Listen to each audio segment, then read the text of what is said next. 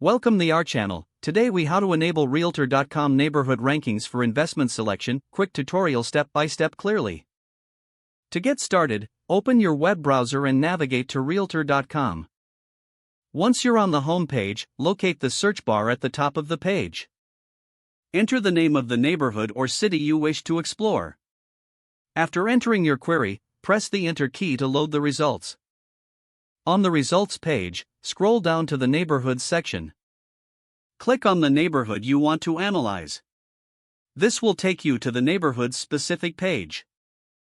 Look for the Rankings tab or section, usually located towards the top. Click on the Rankings tab to see the various metrics and scores. Here, you can find information on factors like schools, crime rates, and overall livability. To customize the data for investment selection, review the rankings criteria provided. Take note of what factors are most important for your investment strategy.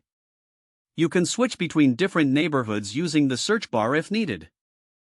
Once you've gathered the necessary rankings, compare them with other neighborhoods. Make sure to consider any additional market insights available on the site. This data will aid in determining the best investment opportunities. When you've completed your analysis, make a list of preferred neighborhoods. That's it. You're now equipped to use Realtor.com neighborhood rankings for your investment decisions. If the page does not load, refresh the browser or try again in a private or incognito window. Make sure you are using the correct email address, then retype it carefully to avoid small typos.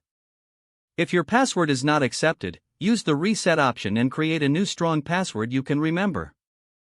Check your spam folder for verification or security emails, then complete any requested confirmation steps. Enable two-factor authentication if available to improve account security and reduce unauthorized access risk.